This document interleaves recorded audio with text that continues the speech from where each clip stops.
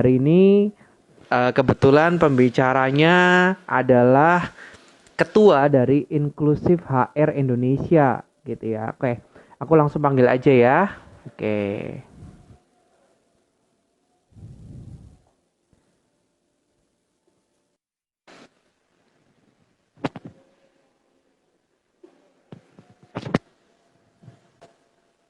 Halo, halo, apa kabar? Halo, halo, halo. Apa kabar, Pak?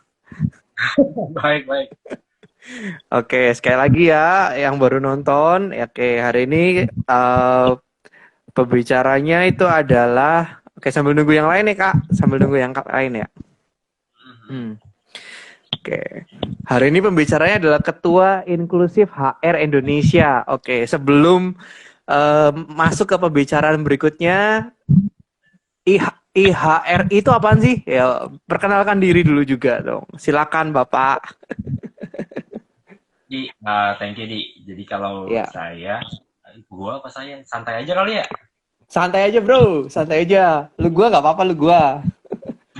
Ya, jadi gua sekarang melayani lah kalau misalnya ini yang melayani di Inklusif HR Indonesia, itu adalah komunitas non-profit untuk para praktisi HR. Nah, di sana apa sih yang kita lakuin gitu kan paling pertanyaannya gitu ya. Nah, Mm-mm. yang kami lakukan adalah itu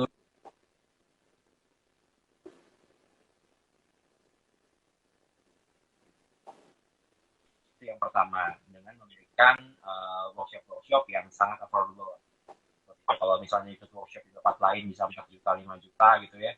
Kalau tempat kami 2 hari cuma 650.000 paling mahal. Nah, lalu dari mana uangnya? Dari mereka lah gitu ya. Nah, dan kemana uangnya? Nah, uangnya itu kami berikan untuk kegiatan-kegiatan sosial lainnya seperti kami ada ngebantu yayasan pendidikan yang memberikan apa homeschooling gratis untuk saudara-saudara kita yang prasejahtera seperti itu. Itu salah satunya. Oh, Surplus dari setiap kegiatan juga kami salurkan untuk yang sifatnya bantuan-bantuan sosial kemanusiaan. Anak-anak yang ngurusin, pengurus di inklusif nggak ada, di IHRI nggak ada sama sekali yang dapat gaji juga. wih, Pure luar biasa. semuanya pulsa apa ya modal sendiri dah. Luar biasa. Itu semua ini semua apa namanya HRD semua ya dari seluruh perusahaan HRD atau bagaimana? dan pemerhati gitu. Ya mereka yang pengen ikut dalam kegiatan sosial kami sih rata-rata dan pengen belajar bareng gitu. I see, I see, I see, I see. 2000-an orang Oke, sama kami.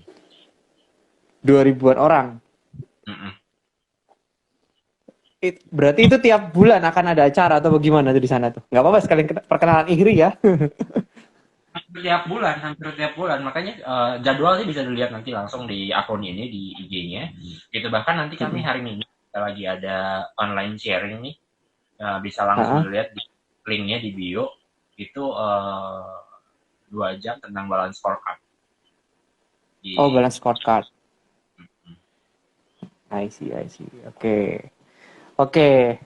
Oke ya, sambil menunggu yang lain, ya gak apa-apa kita ngobrol-ngobrol dulu langsung ya. Oke. Nah, ini kebetulan pasti akan nonton tuh rata-rata pasti karyawan-karyawan lah gitu ya, karyawan-karyawan. Sedangkan Iri sendiri kan lebih banyak, apalagi profesinya Eka sendiri sebagai HRD gitu ya di salah satu perusahaan swasta atau negeri atau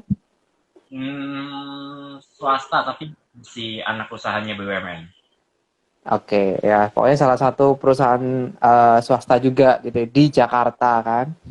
Nah, jadi bisa berbagi sedikit sharing juga gitu ya di kondisi yang lumayan kritis lah ya kalau aku bilang secara secara karyawan nih kondisinya kritis sekali apalagi pandemi ini ya nggak tahu info-infonya kan katanya nanti bulan depan sudah selesai berakhir semua. Nah berarti kalau sudah masuk ke dunia yang baru kan pasti ada tantangan yang baru lagi kan. Nah mungkin nanti bisa di-sharekan juga sama ini si Bapak Eka ini gitu ya. Oke, nah Iya dong. Ya, atau mungkin selama 1 bulan ini kira-kira ada training apa ya gitu ya yang kita bisa perlengkapi sebagai pekerja. Jadi kan mungkin bisa apa kita bisa cari-cari juga yang free bahkan atau mungkin dengerin Ihri secara online ya free juga kan. Nah, kan kita kan nggak tahu gitu ya. Oke. Nah, sebelum ke arah sana pertanyaan-pertanyaan mendalam ya hari ini pertanyaan yang simpel dulu dari aku sih ya simpel banget. Nah, kadang-kala kita tuh seringkali para pekerja itu bingung untuk ngebuat namanya CV, kurikulum vitae. Ya, CV kan di mana-mana apa karyawan tuh kalau mau ngelamar suatu pekerjaan itu ya entah lewat JobsDB, entah lewat JobStreet, entah lewat ya pokoknya aplikasi yang lain atau mungkin LinkedIn gitu kan. Itu pasti pertama kali yang kita harus susun adalah CV kan. Nah, menurutmu tuh apakah semua atau jangan menurutmu lah ya kan HRD ya berarti. Nah, HRD itu sebenarnya ngelihat apa sih dari CV gitu loh? Bisa di-share-kan nggak? Ah, eh ini penting sih. Jadi CV itu kan adalah sarana kita untuk jualan ya, jualan tentang diri kita sendiri. Nah, kadang kita ngebuat CV itu ala kadarnya dan justru tidak menggambarkan diri kita tuh seperti apa, positioning kita, value propositionnya kita. Saya selalu bilang setiap orang itu punya nilai gitu ya. Nah, nilai itulah yang harus dijual ke perusahaan. Kayak misalnya contoh, bahkan sebelum sampai kita, bahkan Hmm. CV bagus misalnya, CV-nya udah bagus. Tapi saat mendeliver CV, dalam mendeliver itu brand diri kita ke perusahaan, kadang caranya juga masih salah deh. Oke. Nih, emailnya nggak ada subjek, nggak ada pengantar dalam emailnya, itu juga jadi masalah. Nah, cuman kembali ke CV dulu. Tentu yang pertama kali, value proposition kita harus diperjelas. Misalnya kayak gue tuh eh core-nya gue tuh buk HR kan luas gitu ya, HR-nya luas. Oh ya ada bapak mentor juga nih, Boleh ya nih, sekali-kali dipanggil tuh. Boleh sharing juga sekali-kali. HRD-nya luas. Tapi gue selalu bilang bahwa agama gue di HR itu adalah people development, gitu. Jadi itu yang gue jual di CV gue. Dan gue nggak cuma menuliskan nama jabatan gue di previous company, tapi apa Oke. aja yang gue lakuin. Nah, kadang-kadang itu tuh juga miss dari teman-teman yang ngirim CV. Jadi kita nggak tahu nih orang kemarin udah ngapain aja ya, kayak gitu. Itu yang nah langsung yang selanjutnya eh ngurutin juga nih urut-urutannya. Kadang-kadang nih ini teknis banget nih urut-urutannya. Kadang kita menuliskan justru dari yang paling lama ke yang paling baru. Iya, betul kan? Oh, harusnya yang paling baru deh, kayak yang paling lama gitu ya? Paling baru ke yang paling lama. Karena orang akan langsung Oh, fase dia berkembang selama ini, sudah ngapain ajanya progresnya kelihatan. Oh terakhir kemarin dia di sana gini ya. Nah itu kan lebih relevan dengan kondisi yang sekarang, dengan perkembangan zaman yang sekarang. Gitu. Kalau misalnya punya sertifikasi, ya tuliskan juga di sana. Seperti itu. nah, Harus terus tadi, ya kan kadang-kadang pertanyaannya gitu tuh. CV harus nah, lembar atau 2 lembar atau 3 lembar gitu. Ya kalau gua iya, nih ya bebas aja, tapi jangan banyak-banyak. Kalau CV gue sendiri 3 lembar. Tapi pada halaman pertama setelah nama gitu, setelah nama, gue cuma foto nama gitu. Ada yang pakai foto, ada yang enggak. Nama, identitas pojokan kanan, habis itu ada summary. Gue itu orang yang kayak apa sih? Apa aja yang gue kuasai? Gue passionate di mana? Dan kalau misalnya gue gabung ke tempatnya lu, gue mau ngapain? oh itu ditulis di itu ya berarti ya, di apa di summary itu ya? Summary yang menggambarkan semua semua hal yang gue akan tuliskan di bawah dan belakang. Berarti Gitu. kalau kalau setiap perusahaan CV-nya berbeda dong? Setiap perusahaan CV-nya berbeda. Iya, nggak apa-apa Ah, dibedakan. Kalau gue sih oh, dalam artinya ini, gue kan eh, gue kan selalu di gue selalu pengen di di apa di field yang sama, di lapangan yang sama, paling ngelebar sedikit gitu ya. Nah, tinggal penyesuaiannya dikit-dikit. Tapi secara hmm. yang gue jual adalah itu. Gitu. value-nya gue yang dijual nih. Oh, oke. Nah, oke, Kan lanjut beda tadi. lamaran ya gitu ya. Ya, sama tadi lanjut. Tadi kan kamu bilang sempat di dalam CV harus ada nilainya kita kan. Maksudnya agama kita apa? Agama itu dalam artian wilayah kerjanya yang kita kuasai apa kan ya. Nah, kayak misalnya gini, ada beberapa salah pokoknya gini deh. Ada beberapa jurusan di dalam kuliah. Contoh misalnya di dalam kuliah kayak aku lah, contoh apoteker gitu ya. Nah, apoteker itu kan banyak tuh, cabangnya itu banyak. Nah, terus misalnya aku dikerja di satu perusahaan dan aku ngerjain semua. Nah, misal ya memang mungkin aku di satu departemen gitu ya. Satu departemen kan kalau misalnya contoh lah kalau misalnya di QC itu pengerjaannya analisis ini ya begitu analisis harian gitu ya. Nah, tapi kan eh, kalau misalnya sekarang misalnya di dalam satu perusahaan itu R&D dan kawan-kawannya kerjanya semua dikasih ke QC. Jadi memang atas nama QC, aku misalnya sebagai manajer QC gitu ya.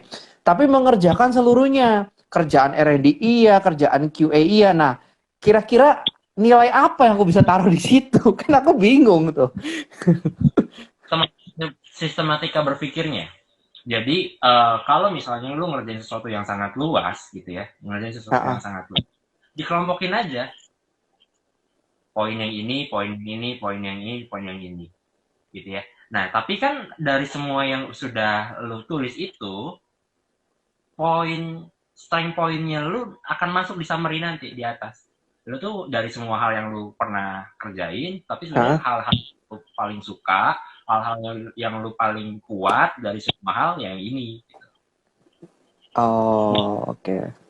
Nggak bisa semua hal. Ibaratnya ya kalau misalnya anak panah itu kan besinya kan nggak kecil, tapi ujung yang depannya itu yang sangat tajam. Nah itu yang lu akan bisa elaborasi. Dan dalam poin-poin yang tadi di pengalaman lu yang tadi, yang lalu lu paling kuat itu elaborasiin aja lagi.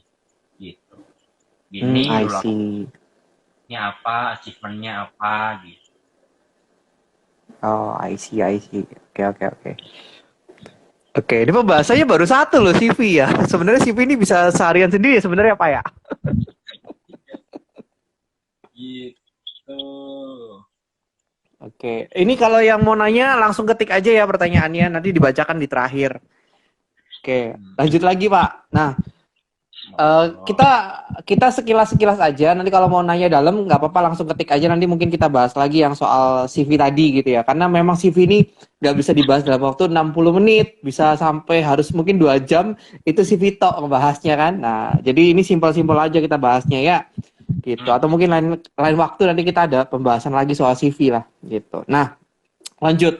Ini setelah masuk CV, dipanggil, kan nanti masuk ke namanya interview. Nah, kita akan bahas soal interviewnya ya.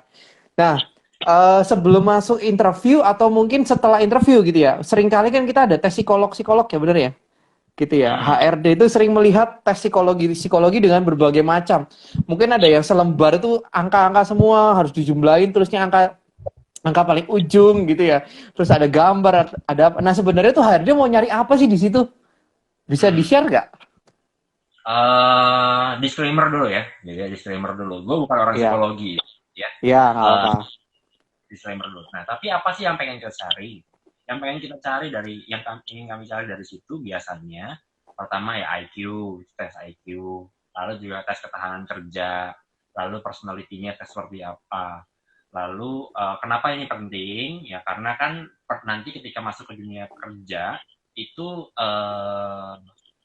yang mungkin teori-teori selama kita kuliah, selama kita sekolah, ada hal-hal yang sudah tidak lagi relevan. Tentu masih ada lah yang kita bisa jadikan baseline gitu kan ya. Tapi analytical thinking-nya kita perlu dapatkan. Lalu untuk personality kita juga pengen tahu grup dynamic-nya nanti dengan orang-orang yang ada di kantor gimana, sama timnya seperti apa. Tentu ini perlu dicari kecocokannya lah seperti itu. Itu sih di. Ya walaupun Hmm, bikin pegel gitu ya. Nah, iya, iya. ada orang kan yang udah nggak nerapin itu ada, cuman perlu interview aja berapa layer gitu gitu karena mereka lebih percaya interview itu lebih lebih lebih menggali ketimbang alat-alat tes itu. Ada juga yang berpendapat seperti itu. Tapi Tapi sebenarnya lebih efektif itu interview atau psikologi atau memang harus dua-duanya dilakuin ya? Saling melengkapi. Kalau Oh, saling melengkapi. Jadi mm-mm. yang lebih tinggi lagi di antara psikotes gitu ya, Nah, selain psikotes ada yang namanya assessment center. Bahkan assessment center yang sudah menggunakan banyak tool saja, setahu gue kalau nggak salah ingat itu akurasinya cuma 60%. assessment center tuh misalnya kayak tes yang gambar-gambar itu ya? Atau Banyak hal, jadi lu ada intray, lu kasih kasus banyak kasus dan lu harus selesaiin kasus-kasus itu. Lalu ada juga yang memakai interview, ada yang FGD, ada yang macam-macam. Itu semua oh, satu hari lu harus kerjain semuanya, itu benar-benar seharian.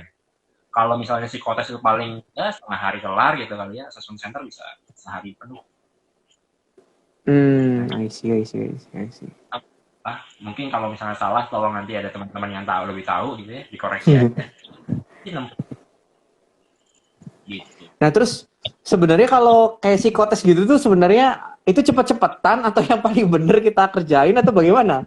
Menurut HRD itu biasanya. Beda-beda. Ada yang basisnya, ada yang memang memang ada batasan waktu, ada yang tidak ada batasan waktu, gitu. Tapi dibandingkan tentu dengan normanya, teman-teman psikologi lebih paham. Gitu. Ada Hmm. normnya, ada standarnya. Gitu. Kalau misalnya soal yang sama, gitu ya, Ah, hasilnya itu normanya itu bisa berbeda dengan orang-orang yang dengan normanya pendidikannya berbeda. Misalnya soalnya X gitu ya, hmm. untuk orang S1, untuk orang S2 itu nanti mungkin bisa beda jadinya norma yang dipakai. Padahal soalnya sama. Oke, oke, oke, oke, oke, oke. Nah, psikologi join saya harus dikritik nih kalau saya salah nih. Yes. Oke. Nah, terus Kak, ini juga apa namanya? Setelah setelah psikotes tadi kan pokoknya CV pertama, psikotes, habis itu interview. Interview kan mungkin beberapa keahlian atau mungkin ilmu akan ditanya di situ. Nah, mungkin yang terakhir itu biasanya kan langsung bertemu muka sama HRD. Yang kita pasti adalah ngobrolin soal salary, soal gaji kan, gitu ya. Nah, sebenarnya kalau ngomongin soal gaji nih, dan mungkin beberapa mungkin biasanya kalau ada beberapa perusahaan tuh yang nanya kelebihanmu apa, dituliskan di situ, kekuranganmu apa gitu ya, tuliskan minimal 3 dan sebagainya gitu ya. Nah itu ada efeknya nggak sih sebenarnya? Aku nanya dulu yang kelebihan kelemahan ini. Ada efeknya nggak sih sebenarnya kalau misalnya kita tulis asal gitu-gitu, kita ada efeknya nggak sih sebenarnya itu? Saya gue bukan tipikal yang suka menuliskan itu. Iya, Bahkan tapi gue itu nggak penting ah, gitu karena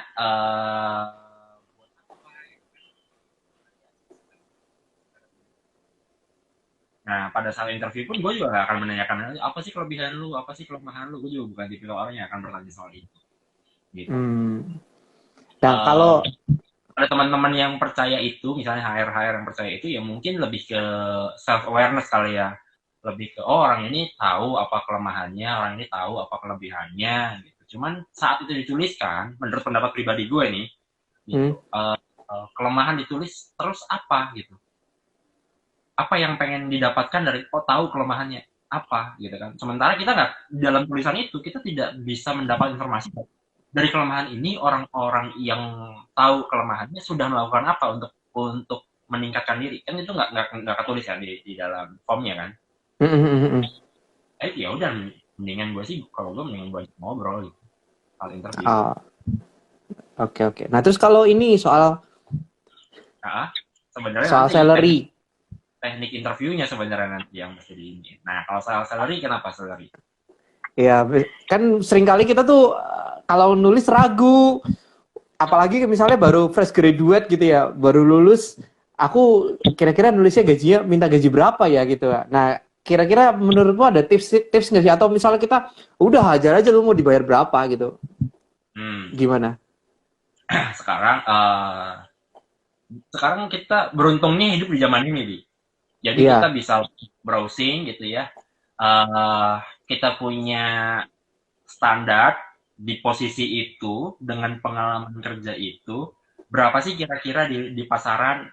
Bahkan untuk spesifik spesifik nama perusahaannya pun kita bisa tahu.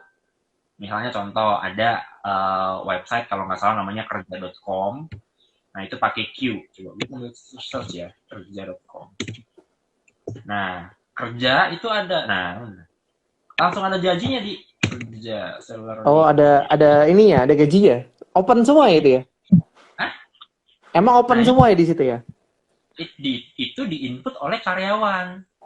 Oh, I see.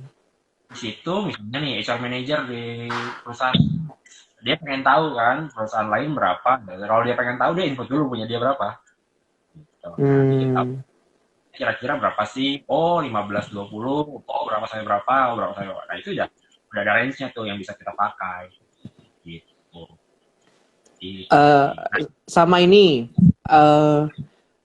mungkin kan ada beberapa perusahaan udah menerapkan ISO ya. Nah, ISO itu kan kalau nggak salah juga ada range gaji. Jadi beberapa perusahaan yang aku tahu ya, yang aku tahu sih, nggak tahu kalau coba nanti lu coba koreksi ya. Yang gue tahu kalau pernah gue ketemu satu perusahaan gitu ya, dan dia udah menerapkan ISO gitu ya. Nah, ISO-nya aku lupa ISO berapa, tapi memang dia bilang gue tawar gaji gue, jadi gue jualan diri gue ke perusahaan itu, tapi gue tuh menurut HRD-nya gue tuh nawar range-nya ketinggian dari yang mereka punya gitu loh. Ya, jadi misalnya mereka punya 5 sampai 6 juta, gue tawar 9 juta misalnya gitu ya. Gue minta 9 juta. Nah, terus dia bilang, "Loh karena ISO gue nggak bisa ngasih lu 9 juta gitu kan." Perusahaan itu bilang gitu. Nah, memang memang ada ya ISO yang seperti itu ya? Atau memang itu menentukan sendiri atau gimana ya? oke. Setahu gua Hah, itu nggak ada hubungannya sama ISO. Kalaupun ada, cuman lebih kepada ISO kan prinsip dasarnya gini, lakukan apa yang kamu tulis, tulis apa yang kamu lakukan, gitu kan ya. betul, Nah, betul. ya, dia sudah punya sesuatu yang bentuknya tertulis untuk mengatur standar atau scale gajinya karyawan, gitu. Nah, justru ini ada relate ke aturan pemerintah. 2017 kalau misalnya pemerintah baru informasikan bahwa oh semua perusahaan harus punya struktur dan skala upah yang Hmm, berdasarkan value. Nah, job value ini maksudnya gini, setiap jabatan, setiap posisi itu punya nilai. Nilainya itu harus bisa dikorelasikan nantinya dengan struktur dan skala upah. Nah, skala upah tuh gini, minimum gaji di posisi itu, di grade itu berapa? Maksimumnya berapa? Nah, mungkin tadi yang kasusnya lu sudah melebihi maksimum di grade tersebut. Jadi posisi itu pasti punya grade. Nah, grade-nya itu tadi gajinya di atas maksimumnya di salary scale-nya gitu. Nah, struktur upah itu adalah nah dalam dalam pengupahan lu dapat apa aja, gaji pokok, apa dan lain-lainnya itu namanya struktur gitu. Jadi nice. yang tahu strukturnya apa, skalanya berapa, salah satunya kita bisa cek ke website tadi. Pasti ada range, rata-ratanya Oke. berapa. Juga yang umum gitu ya, cari aja, browsing gitu. Nanti ketemu misalnya ada perusahaan-perusahaan survei salary yang memberikan hasil survei secara gratis. Misalnya Teleservice gitu, juga memberikan survei-survei yang sifatnya umum. Kita bisa browsing. I see, I see. Nah, terus eh ini juga aku ada beberapa cerita ya. Jadi ada Oke, ini lanjut ya. Tadi udah ngebahas soal CV, udah ngebahas soal interview. Ini walaupun sekilas-kilas, kalau yang nonton mau nanya langsung ketik aja ya, nanti akan dibahas kok. Terus tadi udah ngebahas soal salary gitu ya. Nah, cara penentuannya dan sebagainya gimana. Nah, tapi seringkali, ini masih ngomong di area salary dulu ya. Nah, seringkali tuh yang kita kadang kala agak unik adalah beberapa ya kan perusahaan ada 3 jenis kan ya, ada yang swasta gitu ya, ada yang memang milik negara gitu kan ya. Nah, terus satu lagi kan yang apa badan-badan nirlaba yang nggak punya apa, memang memang carinya itu bukan keuntungan gitu kan ya. Nah, dari 3 jenis perusahaan ini nih sebenarnya secara salary itu penentuannya dapatnya dari mana sih? Mungkin beberapa orang di sini pengen jadi owner ke depannya gitu ya. Aku nanti ke depannya mau buka nirlaba dan sebagainya. Nah, itu mereka penentuan gaji itu dari mana sih sebenarnya kalau boleh tahu? Atau Yang cari di ketenaga kerjaan? yang pertama pasti kita mengacu pada yang namanya upah minimum. Gitu gitu kan ya, upah Ah, minimum itu selalu menetapkan itu. Nah, tinggal kita mau mau seberapa jauh dari upah minimum, gampangnya aja gitu ya, seberapa jauh dari upah minimum itu satu hal. Lalu kita juga harus kenapa kita harus berpikir bahwa seberapa jauh kita dari upah minimum itu, karena perusahaan tentu pengen punya daya saing kan, betul. pengen punya talent terbaik kan, karyawan terbaik kan Iya. di industri itu, gitu kan. Nah, kalau misalnya tempat lain itu sangat tinggi, gitu kan ya, atau tinggi, kita mau main di sedang-sedang aja, talent kita akan pergi ke sana dong. Oh ya, oke, I see, I see. Itu bentuk kita gimana narik narik karyawan, narik talent-talent terbaik masuk ke tempat kita. Itu tentu harus dengan mempertimbangkan juga kemampuan usaha kita. Kalau memang kemampuannya belum tinggi, ya ngapain harus setara dengan mereka kan gitu. Sesuaiin aja Mm-mm. sih. Lalu di internalnya sendiri gimana? Nah, di internalnya sendiri itu ada yang tadi gue sempat mention sedikit adalah job value. Job value ini kita akan ukur dari berbagai macam aspek. Misalnya posisi yang kayak posisi HR lah ya, HR manager. Kita lihat untuk menjadi seorang HR manager, eh, komponen-komponen apa sih yang perlu kita nilai? Ini semua sama, harusnya berlaku sama. Tapi value ini beda-beda. Misalnya, kita sebut aja pendidikan, pengalaman kerja, dan segala macamnya. Untuk pendidikan, dia wajib S2. Untuk pengalaman kerja, wajib 8 tahun. Gitu ya. Terus dia wewenang untuk ngambil keputusan terkait uang sampai dengan berapa ratus juta, misalnya gitu ya, misalnya. Mm-mm. Iya. Ke komponen ini, terus kita bandingkan orang lain, posisi lain gitu. Misalnya contoh, kita ambil ekstrim gitu ya. Administrator GA, pendidikannya apakah harus S2? Lalu apalagi tadi pengalamannya apakah harus 8 tahun? Lalu, apakah ada wewenang pengambilan keputusan? Nah, tentu ini kan dua hal yang nilainya berbeda. Nah, disitulah nanti akan ada perbedaan gaji. Karena memang poin-poin yang diukur, yang satu lebih rendah, satu lebih tinggi. Gitu. Ini namanya job evaluation kalau di teman-teman biasanya kita ngukur-ngukur kayak gitu. Emang itu bentuknya judgement, tapi Hmm. judgement yang ini. Nah, Nah, terus ini kalau mentor kayak ada Pak mentor Ferry. juga. Oh ya. Kontak Pak Ferry, dia lagi ada buku baru, People First. Bukunya keren banget kalau teman-teman pengen tahu soal HR. Oh, oh, Dirawat. ya itu boleh boleh dicatat kawan-kawan. Nah, Gimana? itu sama itu juga, Bro. Seringkali apa ya? Kayak misalnya sekarang deh gitu ya. Sekarang kejadiannya kan banyak pengusaha nih hancur ya. Usahanya hancur nih ceritanya. Nah, misalnya nih contoh lah gua dari pertama kali lulus lulus kuliah gitu ya, S1 kan ya, terus usaha, tiba-tiba usaha gue hancur. Nah, gara-gara usaha gue hancur, akhirnya setelah corona ini gue mau kerja nih ceritanya. Ya, abis Hmm, itu gue mau kerja nih. Nah, menurut lu, yang pertanyaan gue adalah, apa yang harus gue tulis di CV? Itu yang pertama, gitu ya. Yang kedua, gue minta salary berapa, bro?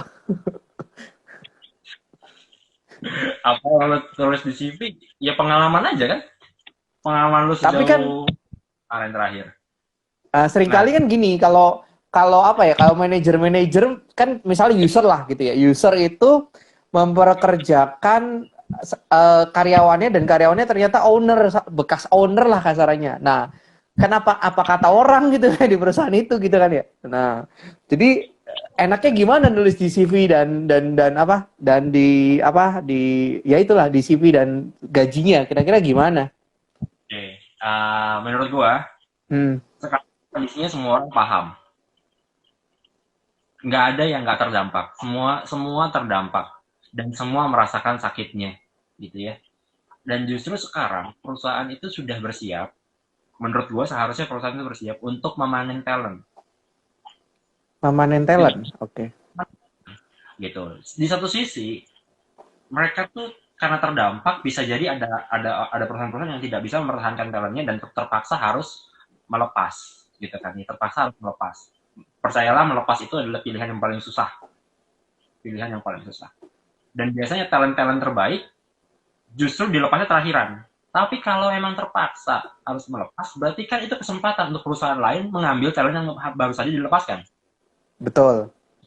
Gitu kan? Nah, Termasuk kalau kita sudah menjadi owner, terus kita mencari pekerjaan, ya udah, justru perusahaan harusnya melihat, oh ini pernah jadi owner, berarti sense bisnisnya bagus, berarti setidaknya sense bisnis sudah terlatih. Gue nggak bilang bagus ya. Sense bisnis sudah terlatih, pengambilan keputusannya sudah terlatih, ya kenapa enggak dicoba? Nah, cuman nanti pada akhirnya adalah deal-dealan di salary kan, iya, deal-dealan di salary. betul. Nah, Nah, salary yang harus diminta berapa? Selayaknya yang lo minta. Caranya tadi balik lagi. Coba cari di website-website tertentu yang mencatat tentang tentang gaji di posisi tersebut. Itu paling gampang gitu. nice. Pada akhirnya kan lu mesti deal dengan kondisi bahwa oke, kemarin gue biasanya dapat 300 misalnya ya, gue nggak sampai 300 ya, 30 juta per bulan gitu, misalnya 30 juta per bulan, tapi daripada gue nggak kerja, kan gitu nanti ujung-ujungnya ketemu. Betul, betul. Tapi perusahaan juga nggak, kalau perusahaan yang baik tidak akan beri gaji di bawah di bawah ada 15 juta sampai 30 juta. Dia sih gue anak juta juga. Tapi pasti masih di dalam itu. Nice, iya sih. Oke. Juga dia akan hilang. Oke. Nah, terus kalau tadi kan ngomongin soal owner. Nah, kalau karyawan bekas PHK-an. Ya, karyawan bekas PHK misalnya kerja di perusahaan A di PHK, akhirnya setelah kemarin kan ada wacana ya kalau nggak salah Pak Jokowi itu sempat ada wacana katanya yang sudah pulang ya sudah gitu ya nggak usah balik lagi ke tempat kerjaan yang lama atau Jakarta dan sebagainya, kalau nggak salah begitu ya, aku sempat sempat info-info sih begitu ya. Ya itu. Nah, kalau yang ya istilahnya kalau karyawan yang bekas PHK-an gitu untuk melamar kerja lagi nanti di dunia yang baru itu kira-kira apa yang perlu dipersiapkan ya? Secara ya pokoknya apa aja yang perlu dipersiapkan deh. Mental paling Mental, oke, itu udah ya tahu lah. Maksudnya yang lain teknis-teknis. karena justru yang non teknis yang berpengaruh besar. Oh gitu. Oh iya, teknis itu gampang belajarnya, gampang, cepet banget belajar teknis tuh. Gampang lalu baca tiap hari, latihan tiap hari juga. Tapi kalau lu terbiasa tidurnya malam, terus terbiasa dengan kesantaian selama lu tidak bekerja, terus tahu-tahu lu harus bekerja lagi, manajemen waktu ke bawah, udah keseret-seret kan itu. Terus lu yang biasanya santai, tahu-tahu harus dikasih kerjaan banyak, harus gitu kan.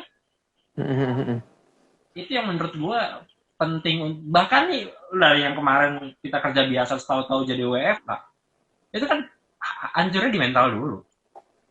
Iya sih, Nah, betul betul. banyak stress management tuh, karena ya sekarang udah hampir nggak ada batas antara hidup pribadi sama hidup kerjaan. Dan nanti dari hidup pribadi terus tahu-tahu harus masuk ke dunia kerja, biasanya komunikasi sama bisnis enak doang, tahu-tahu dapat bos yang galak, ya kan itu repot lagi. Iya, Jangan iya. owner lah, repot lagi. Oke, oke. Yang nonton mau nanya silakan ya. Yang nonton mau nanya silakan. Oke, ini masih banyak pertanyaan juga dari aku soalnya. Kita belum bahas di interview loh, itu sebenarnya menarik. Kenapa? Soalnya kita belum bahas detail soal gimana cara menjawab interview, itu menarik juga menurut gua. Oh ya, nanti ya interview di terakhir dah, karena memang itu menarik dan ya, sebenarnya kalau kita bahas apa 2 jam tuh cukup CV 2 jam gitu ya. Terus habis itu bahas training 2 jam gitu ya. Kayaknya banyak banget gitu ya. Gitu. Pertanyaan, perlu nggak CV yang kreatif katanya? Jawab nanti apa? Nanti ntar aja Nanti Pak, kan? ntar aja. Nah, ya, disimpan ya sebentar ya. Oke. Lanjut dulu ya. Karena memang yang nonton ini nggak hanya karyawan, ada owner-owner juga. Jadi mungkin kamu kasih masukan-masukan juga karena kan HRD kan di tengah-tengah antara menghubung antara karyawan dengan owner kan, gitu kan ya. Jadi Ya. tangannya dua gitu kan. Makanya kita perlu belajar juga. Dua tuan.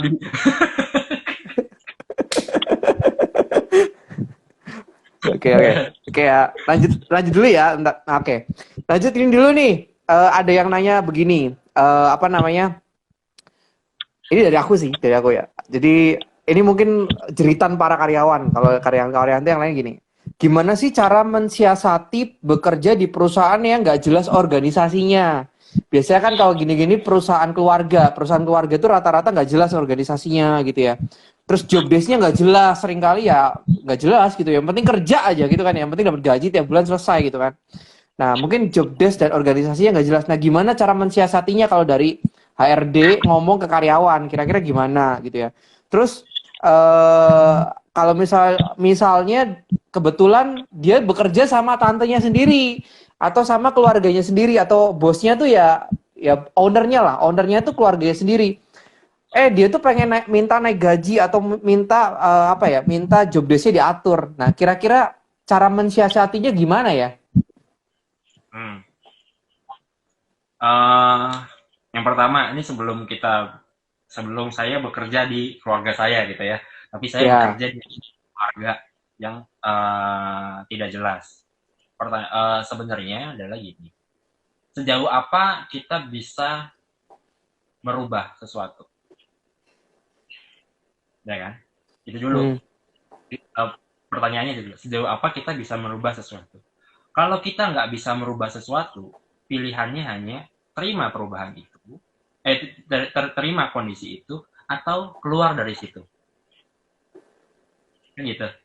Iya. Nah, ketika kita menerima itu, ketika kita harus menerima itu, ternyata gue nggak punya nih peluang untuk merubah, gue nggak punya kekuasaan, gue nggak punya wewenang gitu ya, secara Hmm. langsung nggak Hmm. mempengaruhi orang lain untuk merubahnya. Misalnya, di organisasi manapun pasti ada key people gitu kan, ada pembisik-pembisik. Bisa nggak dekat Hmm. dengan pembisik itu untuk memberikan saran, berikan informasi benefitnya apa aja gitu. Nah kalau nggak bisa, ya udah tetaplah di situ. Nah, dan keluarlah suatu saat nanti. Tapi sebelum keluar belajar dulu yang banyak. Justru ada keuntungan kalau misalnya kita ngerjainnya serampangan, banyak hal yang harus dilakuin. Nah itu kesempatan itu untuk belajar. Seenggaknya deal dengan kondisi yang tidak jelas, Hmm. kan? Itu yang harus dicari sisi positifnya supaya kita bisa bisa tetap jalan dengan kondisi stres yang minimal. Gue nggak bilang nggak stres ya, dengan kondisi stres yang minimal. Itu sih yang menurut gue harus dilakuin. Gue pernah juga kerja di perusahaan keluarga soalnya. I see, I Bahkan see.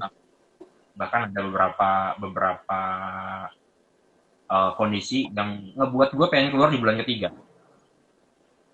Baru join, gue pengen keluar di bulan ketiga. Waktu itu gue fresh graduate.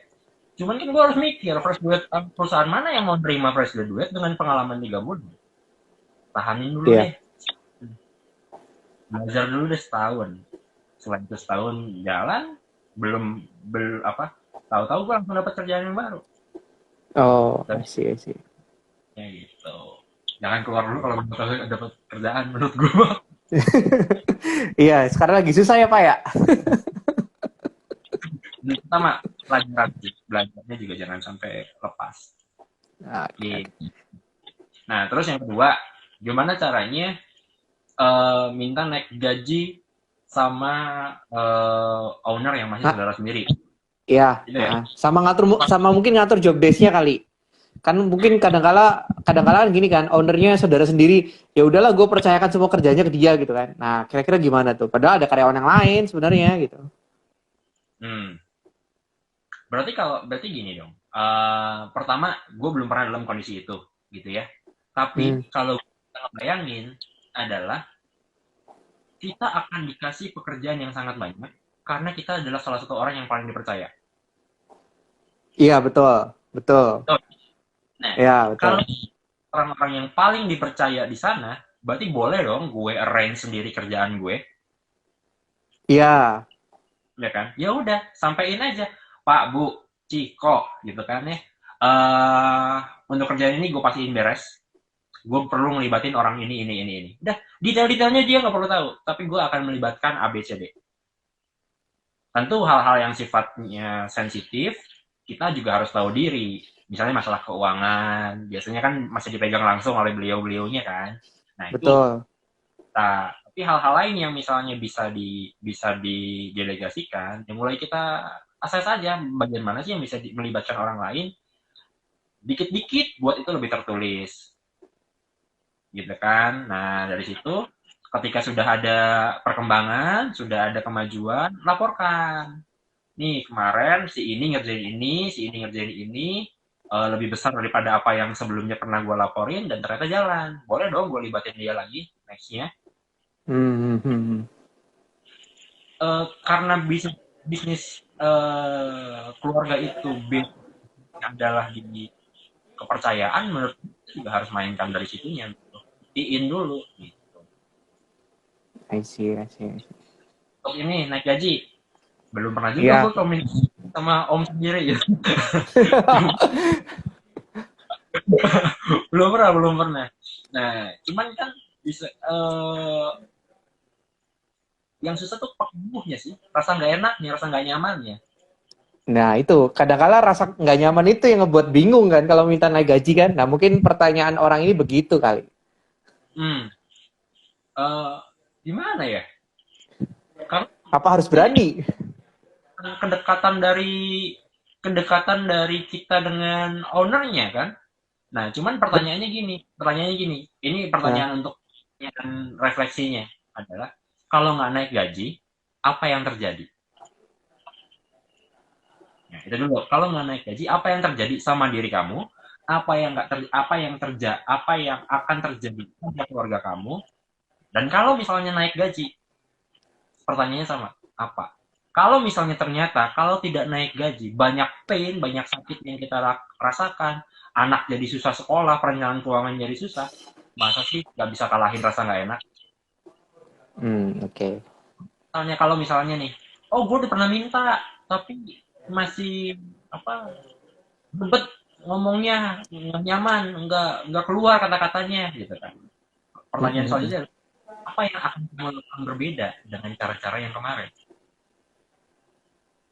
Kan gitu. Nah, menurut gue sih kita harus transformasi ceritanya. Coach nih pertanyaan, Oh, kalau kamu tuh ini pertanyaannya udah banyak, Pak. Pertanyaannya udah banyak. Mungkin ke ini dulu ya kali ya. Sebelum ke pertanyaanku dilanjutin lagi, ini dulu ya. Pertanyaan ke yang IG Live dulu ya. Dari yang atas gitu ya. Ya, perlu nggak CV yang kreatif, berwarna, terus ada simbol-simbol kayak gitu? Gimana, Pak? perlu kalau kamu di industri kreatif. Kalau mungkin di industri nggak bergerak di bidang kreatif, kayak grosir gitu-gitu, Nggak retail. penting nggak penting-penting am. Oh, oke. Berarti itu bukan salah satu nilai ya di dalam CV ya berarti ya? Nggak sesuai sama, pokoknya harus sesuai dengan industrinya. Kalau industri kreatif, kalau kerjaan kamu editor, bahkan tambahkan link Nah, portfolio kamu di mana. oh, oke. Okay.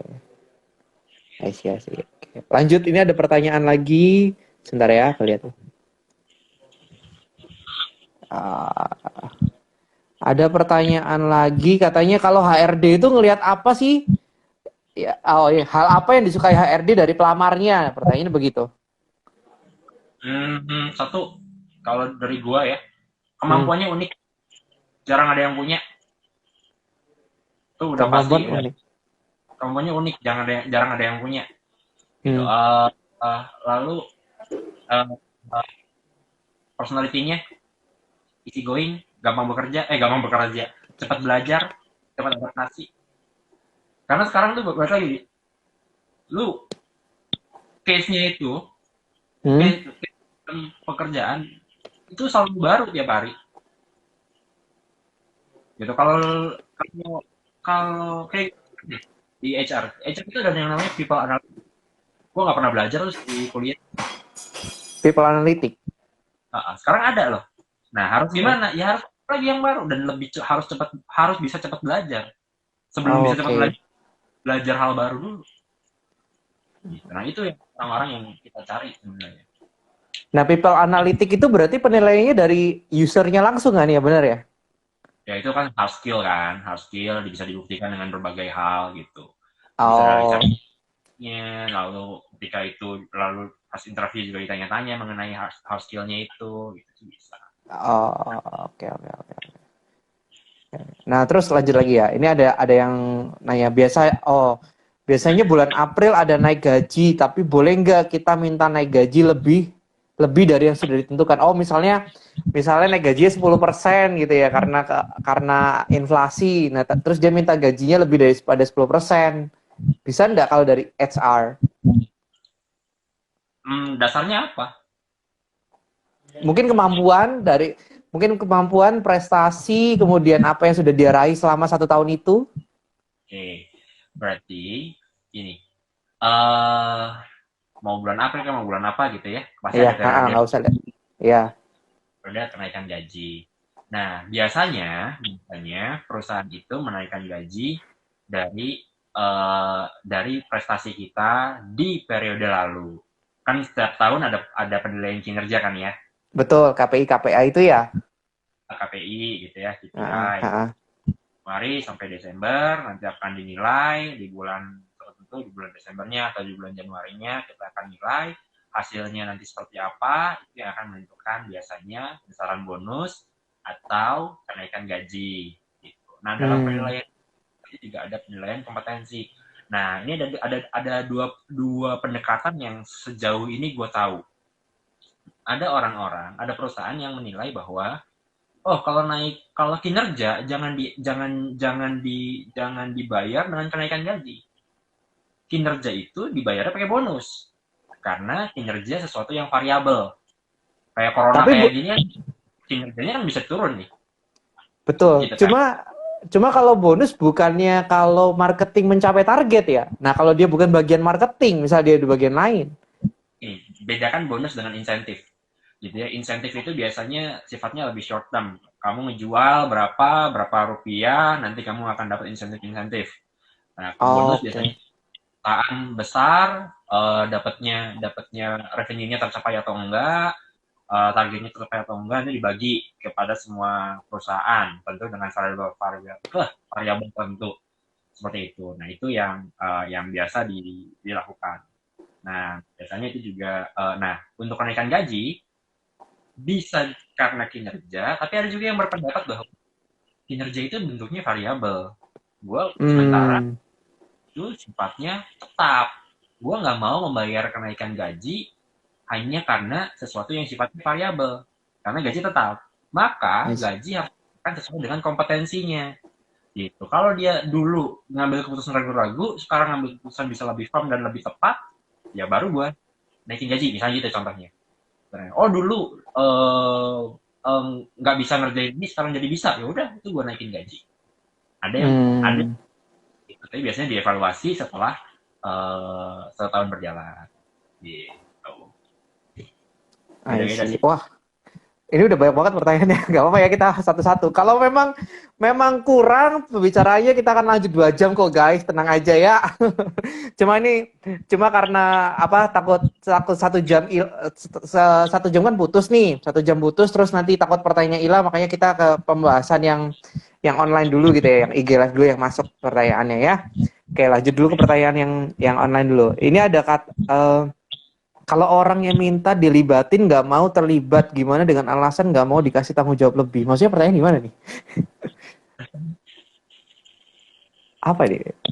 Oh, itu tolong dilengkapi pertanyaannya. Bingung kita. Oke, ini yang ini dulu aja nih. Ini mungkin nih. Oke, tadi tadi tadi lu bilang katanya kalau di dalam satu perusahaan misalnya nggak mampu merubah suatu kondisi dalam organisasi kan ada 2 pilihan tuh.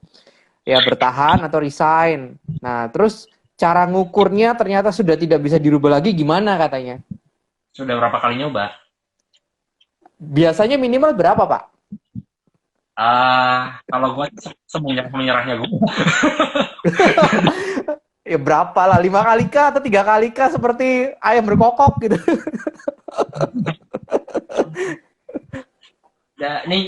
Gue nggak mau dalam hitungan kali ya, tapi dalam Ah, hitungannya tahun. Jadi gue pernah mengusulin improvement dalam satu perusahaan, baru disetujuin setelah 2 atau 3 tahun kemudian. Lupa gue. oh, oke. Nah, tapi kenapa gue mau nunggu selama itu? Karena gue punya punya punya belief gitu loh. Ini begini, ini gini, situasinya gue mappingin. Oh, kayaknya masih bisa nih.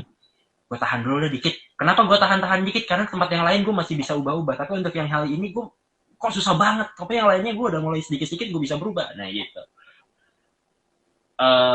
Balik lagi takarannya takaran subjektif, tapi cek lagi, eh, cek lagi apa ya, tanda-tandanya gitu. Cek tanda-tandanya peka, tanda-tanda alam gitu sejauh mana. Ah, I see, I see, I Salah, see. salah satunya gini, lu bisa nggak sih mendekati people tadi yang punya pengaruh? Lu punya tim yang ngedukung lu nggak sih? Berapa banyak orang yang sepaham dengan lu untuk merubah ini semua?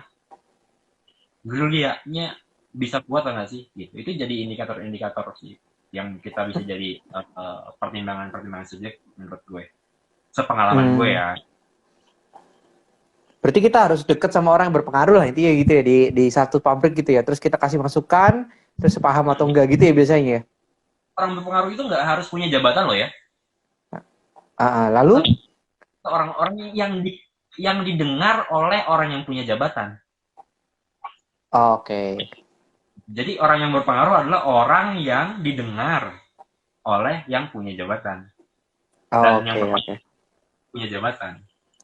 Oke, oke. Mudeng, mudeng, mudeng. Oke, nah terus ini ada nanya lagi nih. Kira-kira kalau S2 tuh pengaruh nggak? Misalnya dulu S1 terus lanjut ke S2. Itu pengaruh nggak sih ke peningkatan karir? Aku tambahin lah. Nggak hanya peningkatan karir, peningkatan gaji kira-kira berpengaruh nggak? Tapi kalau gaji sih tak rasa pasti berpengaruh ya.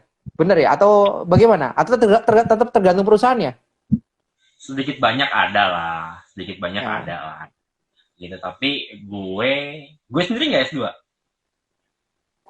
Gue sendiri nggak S2. Tapi justru S, ketika lu S2, terus ternyata kinerja lu tidak setara dengan S2, ngerti lah ya, tidak menggambarkan ke S2-an lu, Iya. pemahaman lu terhadap suatu kasus, filosofinya tidak ngeklop gitu ya, ya justru nanti akan dipercaya, dia tuh S2 loh kak, nah biasanya kayak gitu. Iya, iya. Oke, nah jadi ya balik laginya, apa yang tertulis harus bisa lu gambarkan, harus bisa lu tunjukkan dalam realitas sehari-harinya. Kadang-kala juga S1 juga seringkali kan nggak ini kan ya, nggak sesuai dengan apa yang dia tulis di CV gitu ya. Seringkali S1 cuma bisa bisa taunya apa ya, misalnya memang cuma bisanya admin doang padahal bukan S1 bukan level admin ya. S1 kan udah level ke manage juga ya nggak sih? Oh, harusnya, harusnya. Cuman kan Mm-mm. kita itu kan baru nyampe ke tahap tahu di. Oh iya, betul betul.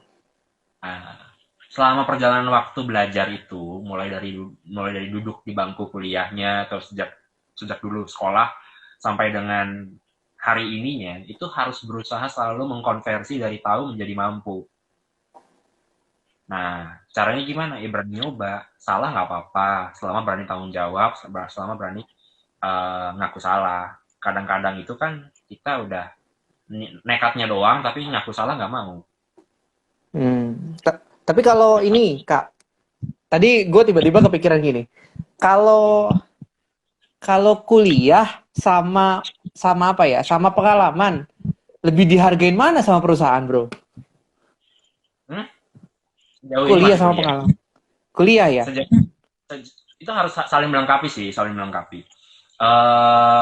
Tapi sejauh ini yang gue tahu itu ada persyarat-persyarat setiap jabatan. Itu harus Hmm. misalnya ini ada S1 gitu ya.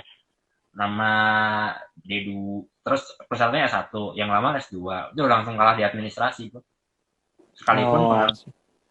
sekalipun pengalaman D2-nya udah bertahun-tahun gitu. Sejauh ini sih masih kalah di administrasi. Tapi ke depan, nah pertanyaannya gitu. Tapi ke depan bisa jadi hal itu udah nggak ada lagi. Oh, oke. Okay. Pelajaran pelajaran formal bisa ketinggalan zaman. Berarti ke depan lebih banyak ke arah ke apa ya? Kemampuan sama pengalaman ya, bener ya? Nah, makanya kan sekarang udah pemerintah udah menggalakkan kan ada sertifikasi-sertifikasi standar Iya. kinerja Indonesia, standar kompetensi kerja Indonesia. I see, I see, I see. Nah, ini ada satu pertanyaan ya. Saat mengajukan resign tapi dari perusahaan nahan-nahan, harus gimana ngomongnya? Ya mungkin Nah, HRD ngomong ke owner dah kalau ini berarti. saya pernah mengalami. Saya juga pernah. Saya malah kabur, Pak. Gue malah kabur, tinggalin aja. Tapi gue gak dapat parklaring. Sedihnya itu. Pertama, Hmm. niat penyebab resignnya apa? Gitu dulu. Mungkin pengen pengen ini lah, pengen dapat gaji lebih tinggi lah mungkin. Udah pasti gitulah itu rata-rata orang. Makanya penyebab resignnya apa? Lalu apa yang pengen dikejar di luar? Apakah yang di luar tidak ada? Apakah yang kita cari di luar itu tidak ada di dalam sehingga kita harus keluar? Pertanyaan itu dulu tuh.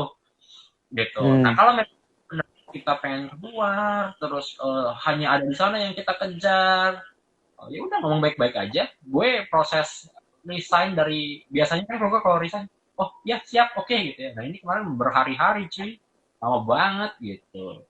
Cuman gue gue selalu pengen hubungan baik dengan tempat bekerja gue yang lama gitu ya. Hmm. Nah ini yang gue pegang terus sampai akhirnya kalau gitu Pak boleh nggak saya minta waktu untuk berpikir. Gue selalu gitu. Pak, memang ada apa ya di sini yang bisa bawa tawarkan kepada saya sehingga saya harus di sini. Nah, terus tinggal tak bandingin aja penawarannya yang di situ sama di sana. Masih. Eh, Biasanya sih ditawarinnya gaji, ditawarinnya fasilitas, ditawarin jabatan. Tapi apakah itu yang menjadi drivernya kamu, drivernya kita untuk berpindah tempat, berpindah tanda kutip rumah gitu. Kalau kalau gue Hmm. kan gue bukan bukan uang tuh, jadi hal-hal Hmm. yang Hmm.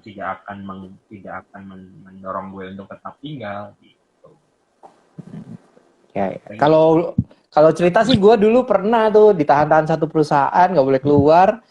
Gara-garanya adalah gue mau dipindah ke Surabaya. Nah awalnya gue nggak mau kerja di Surabaya cuy. Soalnya kejauhan sama orang tua gue lah. Gue kan tinggal mama gue doang di Cirebon. Makanya gue nggak mau jauh-jauh. Paling nggak Tangerang Jakarta oke lah Jabodetabek. Tapi pindah ke area Jawa Tengah atau Jawa Timur, wah gue mikir. Terus gue tawar ke ownernya ternyata nggak mau, nggak bisa. Ya udah malah disuruh, ya udah kamu cari aja perusahaan lain. Ya udah gue keluar lah. Gitu. Jadi pertanyaannya selalu itu. Gimana kalau ditahan-tahan ya? Cek lagi, apa sih yang kamu nilai penting buat diri kamu gitu. Kalau memang ternyata yang kamu nilai penting untuk bertahan ada di perusahaan yang sekarang, ya udah bertahanlah. Kalau udah nggak ada, ya ngomong aja baik-baik. Tadi gue baca yang terakhir itu dia kalau misalnya apa nggak mau ditambah kerjaan gimana? Jangan nambah ke orang itu. Bisa jadi dia orang yang salah untuk ditambah kerjaan.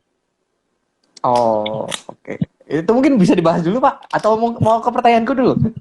Ya, tentu kita kalau nambahin kerjaan itu atau kita mendelegasikan pekerjaan juga kan harus pada orang yang kita bisa percaya gitu kan.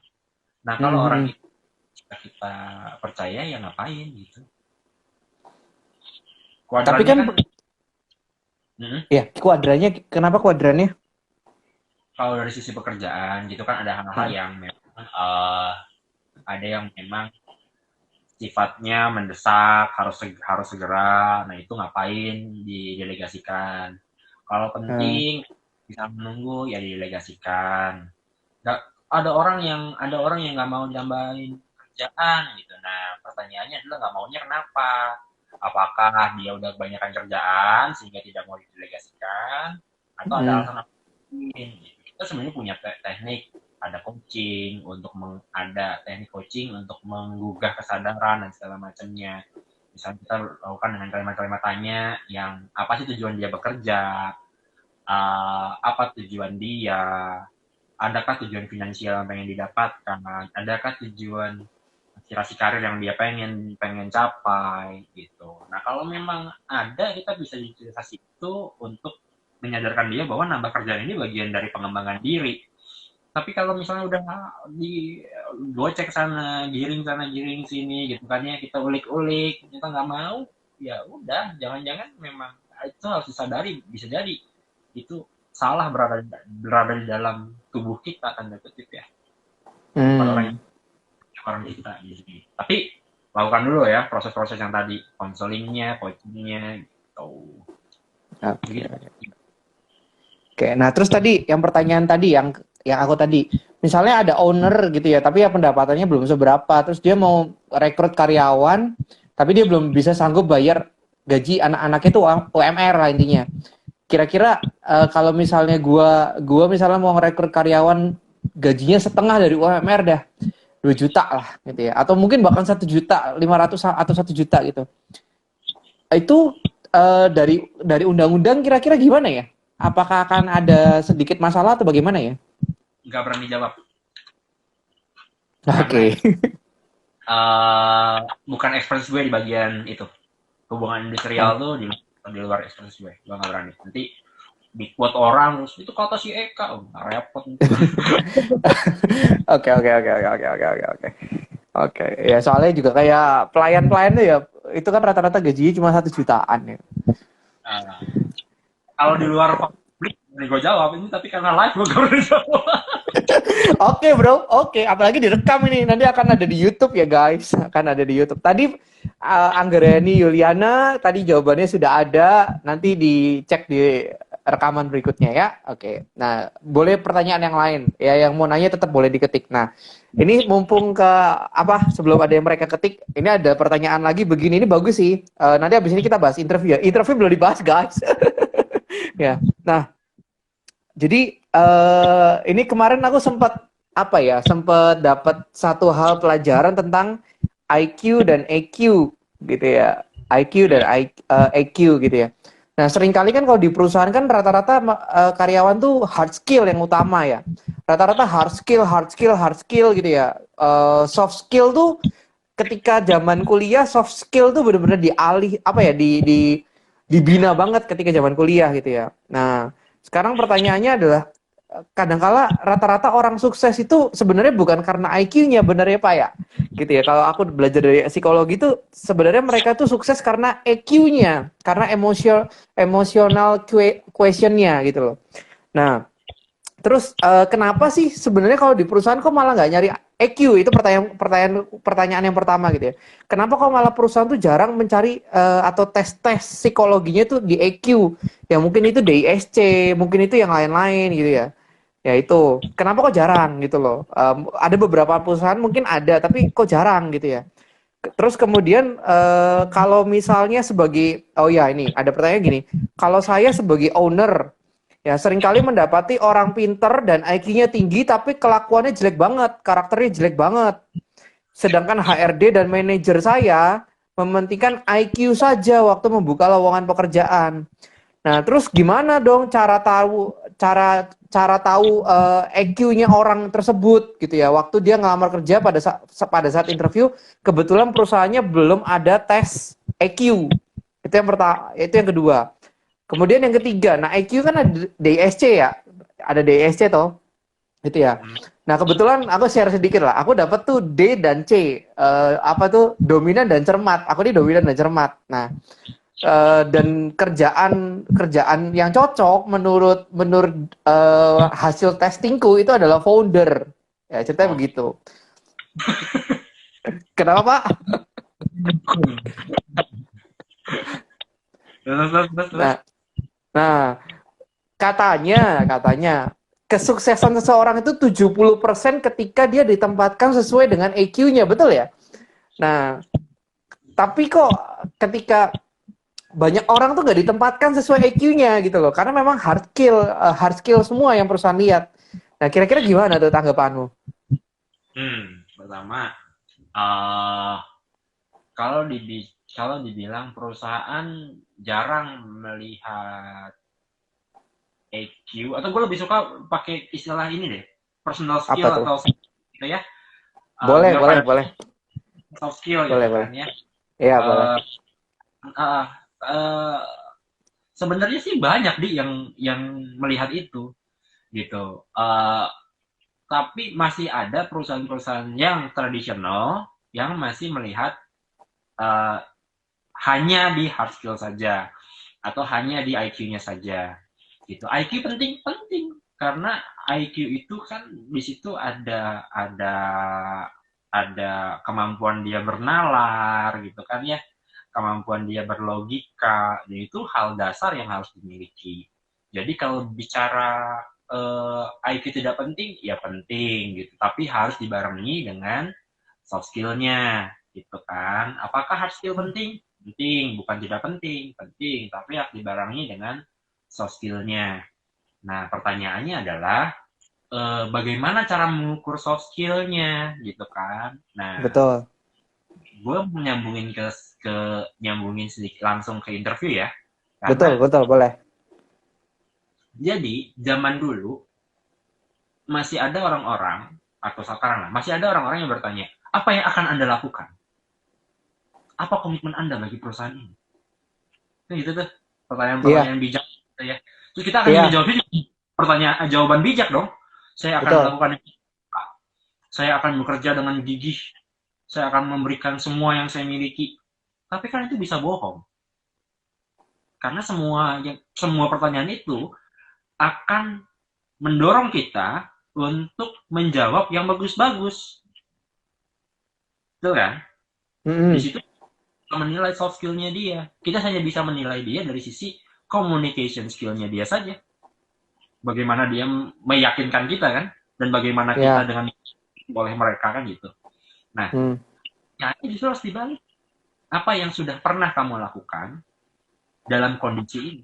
Boleh ceritain ketika kamu berhadapan dengan situasi ini? Kelihatan kan di situ bagaimana cara dia menghadapi situasi yang misalnya pertanyaan ini. Bagaimana Hmm. ceritain kondisi di mana kamu harus deal dengan orang-orang yang tidak kamu sukai. Ya kan cerita. Gimana caranya? Dia pertama deketin siapa dulu? Cara komunikasinya dia gimana? Nah, di situ kita bisa nilai sejauh apa sih dia tanda kutip dewasa dalam menghadapi itu. Nah, di situ pula dituntut sama. Jadi teknik interviewnya namanya STAR, behavior event interview, metodenya Ah, STAR, hmm. situation, action, and result. Biasanya empat empat hal ini yang akan kita tanyakan sama sama kandidat. Oke.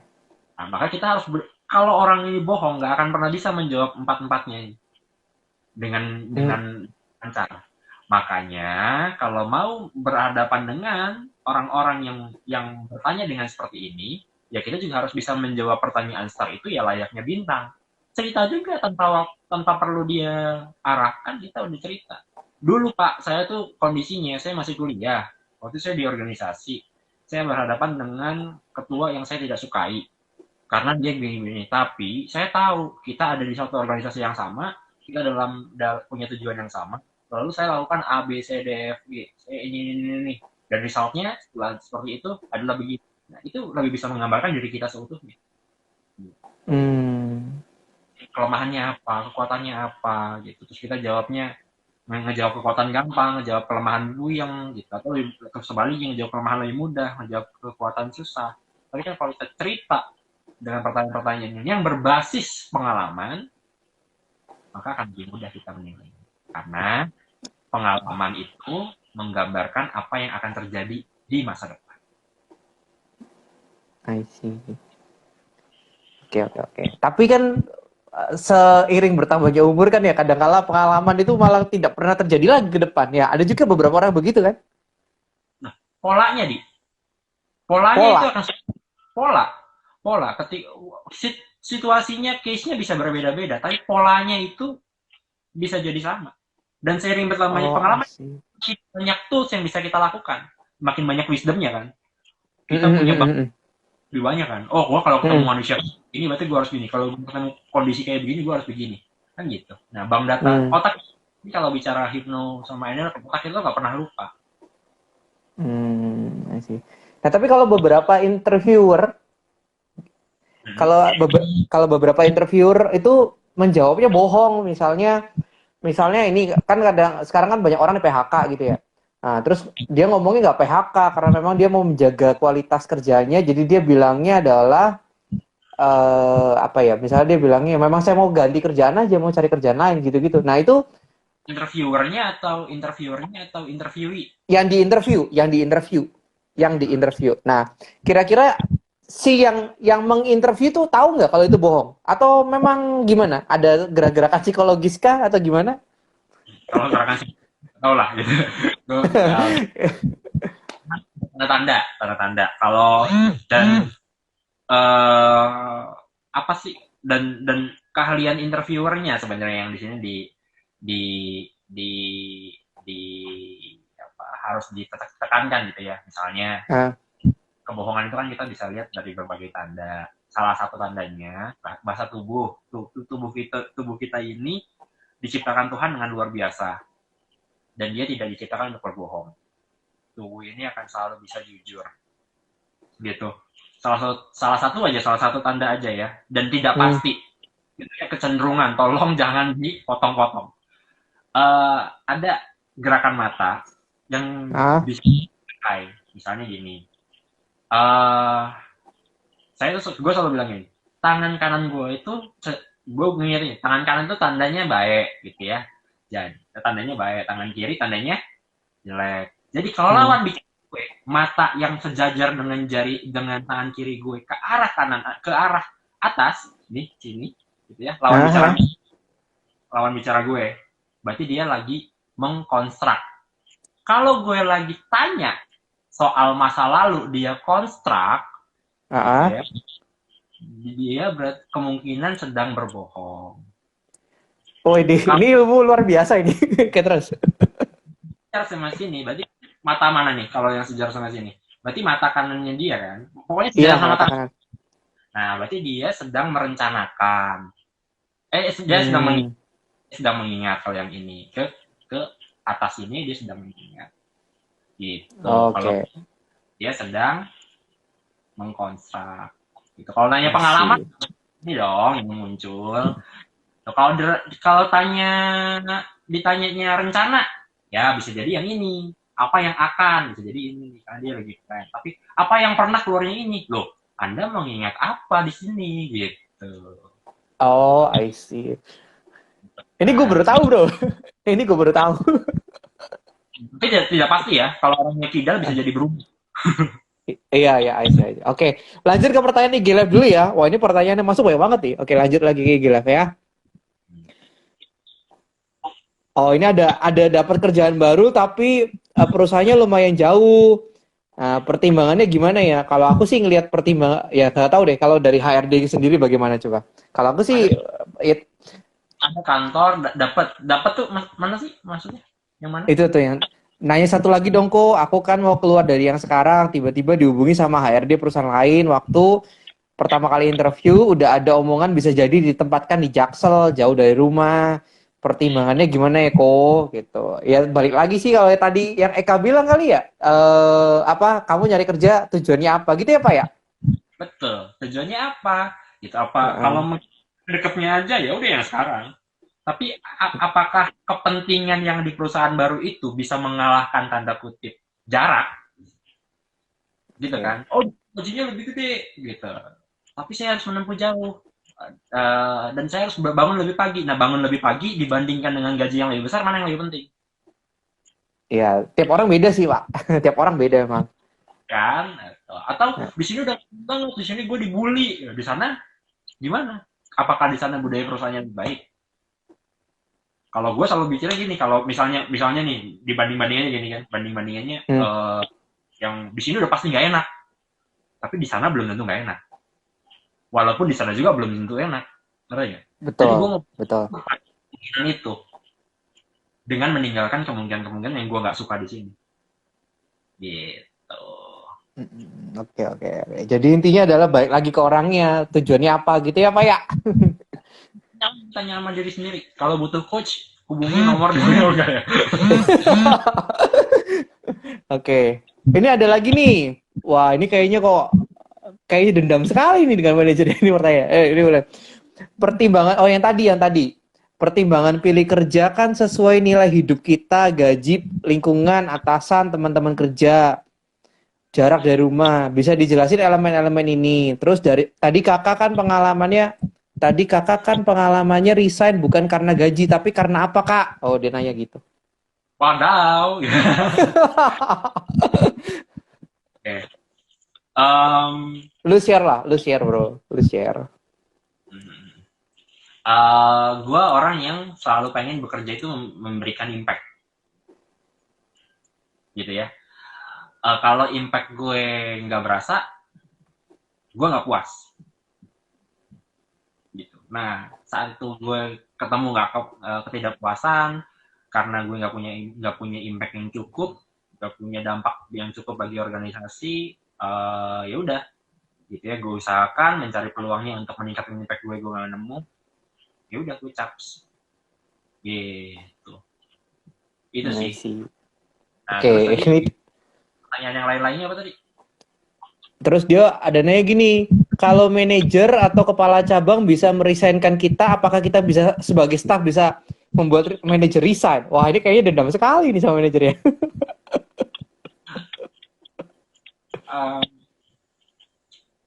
Kenapa harus ngebuat dia resign kalau kita bisa resign ya? Ya bener gak sih? Kalau Iya, bener sih. ketika kita sedang membuat orang lain resign, apalagi di atas kita yang mungkin kita nggak punya wewenang apapun, apakah kita sedang berencana untuk bertindak zolim? Nah, ya, ya value-nya kita berkurang gitu loh, value diri gitu kan. Kita yang orang baik-baik nanti bakal repot gitu. Ya daripada gue selalu bilang sama teman-teman gue gitu yang masih baru kerja dan segala macam, kalau yang paling penting itu adalah diri lu. Gitu. Sejauh mana lu bisa berkembang.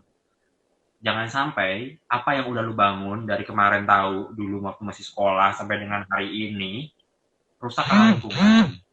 Hati-hati. Gitu. Kalaupun lingkungannya jelek, jangan sampai lu yang diwarnai. Cobalah selalu untuk mewarnai.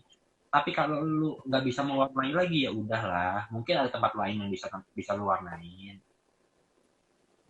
Jangan buang-buang energi untuk nggak perlu. Kalau belum usaha, ya jangan cabut dulu. Aduh. Oke. Nah ini ada rekor gue tercepat di satu perusahaan itu 6 bulan. Gue 3 bulan cuy, gue 3 bulan. Gue lebih cepat. Nggak bisa lagi. Ini dia nanya lagi gini katanya. Kalau pertama kali kerja di tempat baru, agar kita cepat mengetahui orang yang berpengaruh di perusahaan itu gimana, Kak? Dia tahu orang yang berpengaruh itu yang mana katanya. Makan bareng lah langsung. Makan bareng? Iya loh, makan bareng lah. Makan bareng langsung banyak gosip yang bisa Anda terima. Itu bisa langsung, sama butuh proses. Cuman kan yang pertama dilakukan adalah ketika masuk perusahaan baru itu segeralah beradaptasi, ikut makan, tanya tempat makan di mana, lalu tanya sama bosnya, misalnya Pak, kalau saya ada yang nggak ngerti dalam proses adaptasi saya bisa nanya sama siapa, ada yang bisa saya jadiin mentor atau enggak. Kalau perusahaannya bagus, biasanya mereka sudah punya buddy system. Ketika join langsung tanpa perlu dikasih tahu, tanpa perlu ditanya, mereka langsung, badinya lu nanti ini ya, nanti lu kalau ada tanya-tanya sama dia ya. Gitu. Bahkan dia yang bertanggung jawab penuh sama lu dalam proses 3 bulan berjalan. Gitu. Dan lakukanlah sesuatu yang monumental dalam 3 bulan pertama. Gitu. Jangan lupa. Monumental itu bagaimana maksudnya, Pak? Ya, lu harus bisa langsung dilihat sama atasan lu bahwa lu orang yang sangat bisa bekerja baik. Misalnya, ya lu email jangan lebih dari berapa menit. Oh, lu tanpa perlu disuruh lu udah bisa mengusulkan sesuatu. Gitu. Kalau yang belum ada, misalnya nih, paling sederhana aja. Dulu bahkan mantan bos gue pernah bilang, lu kalau ngerjain itu, kegedean gue ngegaji lu.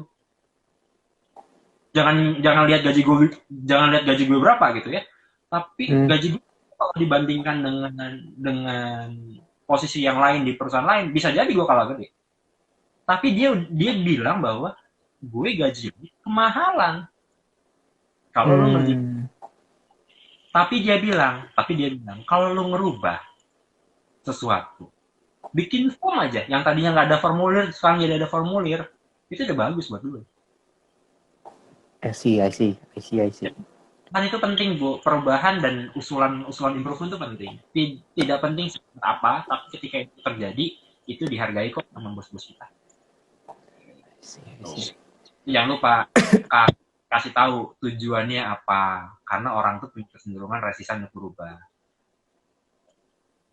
Oke. Itu Tadi lanjut ke interview sebentar ya. Nah, seringkali ketika interview, ini ada pertanyaan yang masuk di IG kemarin. Nanti yang IG live sebentar ya, tunggu dulu. Nah, pada saat interview, HRD itu selalu menanyakan, apakah ada pertanyaan? Oh, ini seringkali aku juga gitu ya. Apakah ada pertanyaan lagi? Udah selesai semua, udah selesai interview gitu ya. Udah selesai tawar-tawaran gaji gitu ya. Nah, itu biasanya HRD nanya, apakah ada pertanyaan lain dari kamu gitu kan? Maksudnya kamu mau nanya apa ke aku gitu kan?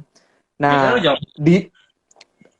kalau gue mau tanya detail, gue tanya gue dapat apa aja di sini, gue apa kerja di sini kayak gimana, lembur atau enggak gitu. Gue mau tanya detail gitu ya. Nah, tapi pertanyaan yang masuk di IG gue gini, di saat ini pada pertanyaan begini gitu ya, batasan bertanyanya apa? Atau kita bisa nanya semua?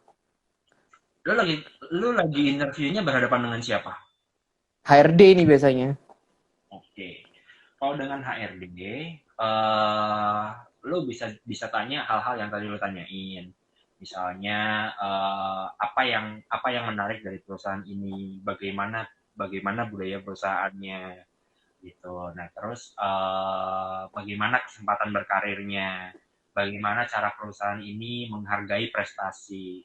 Jadi kalau gue biasanya yang mengenai imbal balik, balas jasa ini belakangnya. Gue biasa bertanyanya karena tadi apa yang gue nilai penting tuh impact kan. Makanya tadi gue nanya adalah kalau gue berprestasi gitu kan, bagaimana cara lu lalu Oh, I see. karirnya bagaimana, karena apapun yang gue lakukan tentu harus ada gitu, tapi yang gaji lembur dan segala macam nanti lah, gue bersedia kok lembur, gue bersedia kok ini, gue bersedia kok kerja lebih gitu, tapi gimana sih perusahaan ini mengelola orang, sejauh mana dia menghargai manusia di situ gitu. Nah, salah satu nih ada pertanyaan kan, apa namanya, misal kakak kerja dapat impact tapi tidak dihargai, bagaimana? Gue salah satu alasan gue resign di salah satu perusahaan adalah karena dia tidak menghargai manusia, bukan gue. Karena tidak menghargai manusia secara utuh. Gitu. Nah, itu salah satu alasan resign, walaupun bukan satu-satunya, tapi itu salah satu alasan resign.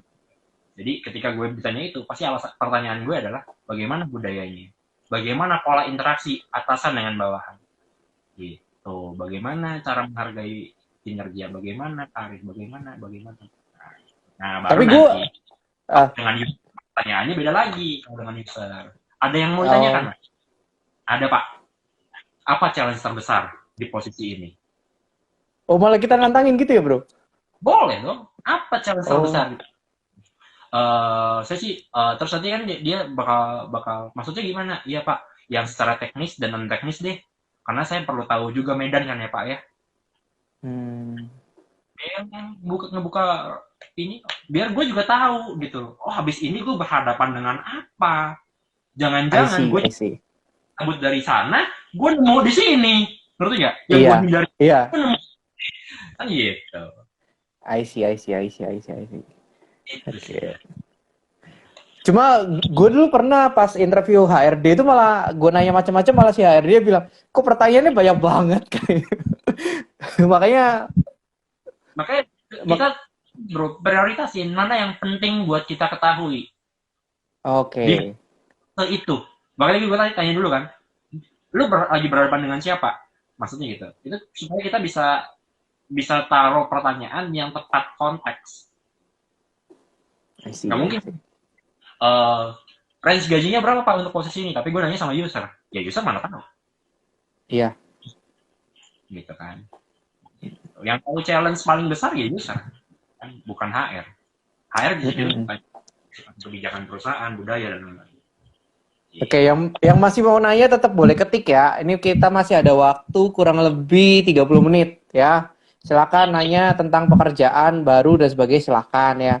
Nah, ini ada pertanyaan yang IG Live dulu ya. Yang ini, bagaimana pandangan tentang office politik dan office power? Waduh, ini berat ini Pak, pertanyaan-pertanyaannya. Office politik wajar. Wajar, bener. Tapi gue nggak suka sih office politik sebenarnya. Bahkan ya, tadi gue bilang agama gue itu di people development. Nah, gue sekarang lagi ngerancang yang namanya leadership development program. Maksudnya setiap level leadership di perusahaan itu akan mendapatkan pengembangan apa aja. Salah satu yang gue taruh sebagai draft usulan di level VP, GM itu adalah political savvy. Dia harus punya awareness terhadap politis. Dan ada satu kompetensi yang menjadi wajib, strategic relationship. Office politik itu tidak boleh hanya dipandang jelek, kan gitu ya? Yeah. Bisa dong itu positif kan? Yang penting dipakai cara yang benar, kan gitu. Hanya karena politik maknanya menjadi peyoratif, tapi tidak selalu peyoratif, tidak selalu jelek.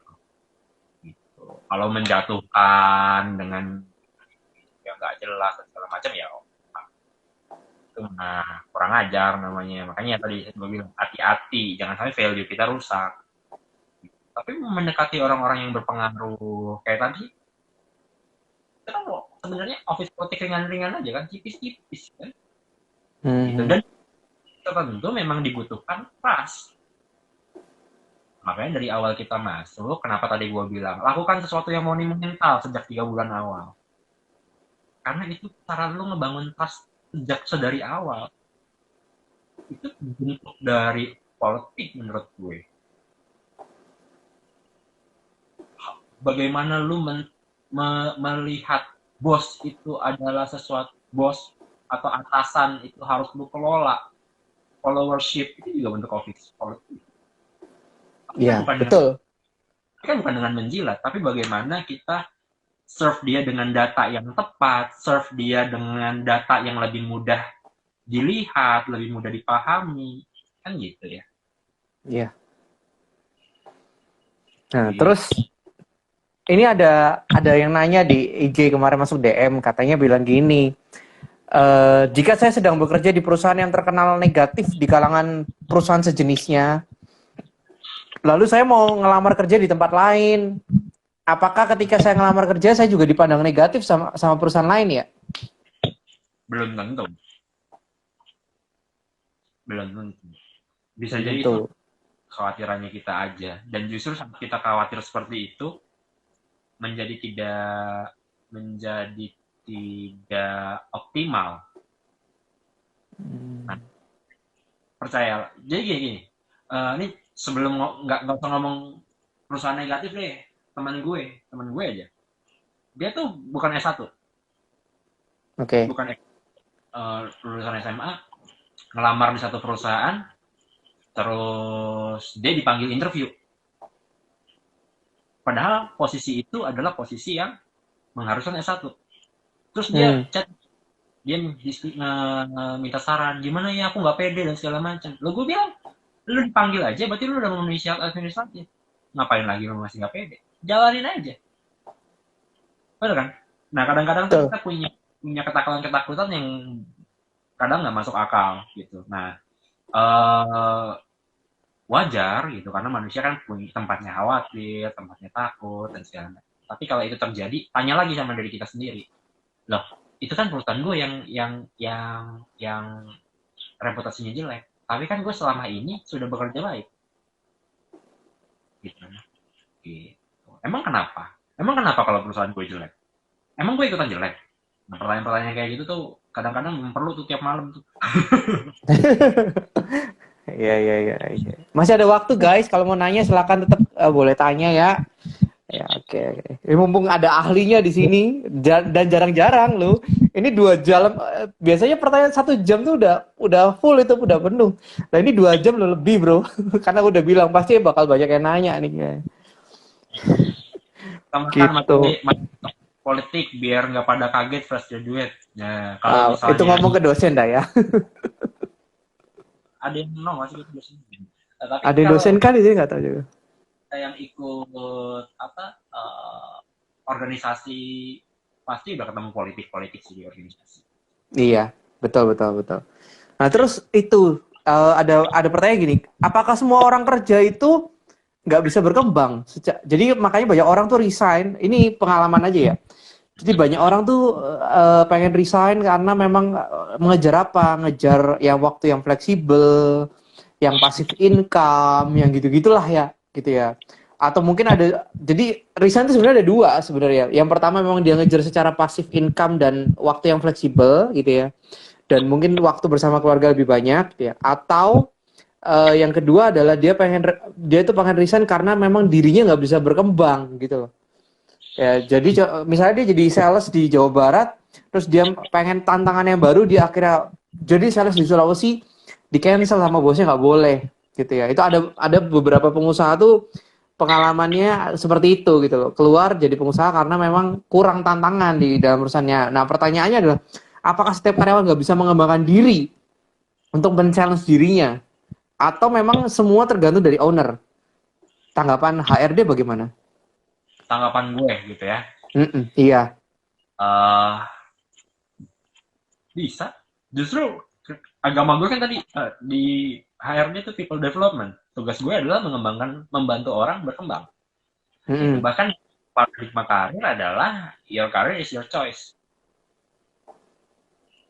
Karena your career is your choice, maka resign pun adalah pilihan Anda untuk terus berkembang.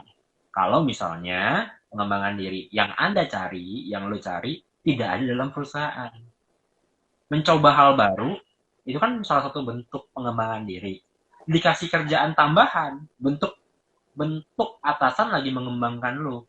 Jadi pengembangan itu tidak bisa kita sempitkan hanya dengan training doang. Bahkan training itu hanya dampaknya tuh hanya 10% loh terhadap perubahan kompetensi kita. Belum lagi kalau kita dihadapkan sama yang namanya forgetting curve.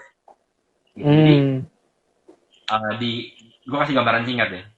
Di Hmm. pengembangan yang namanya prinsip 70-20-10. Ya. 10% itu biasanya perubahan training 10%, perubahan kompetensi 10% itu dampaknya didapatkan dari formal learning, in class training dan segala macam itu 10%. 20% perubahan kompetensi dapatnya dari learning from others.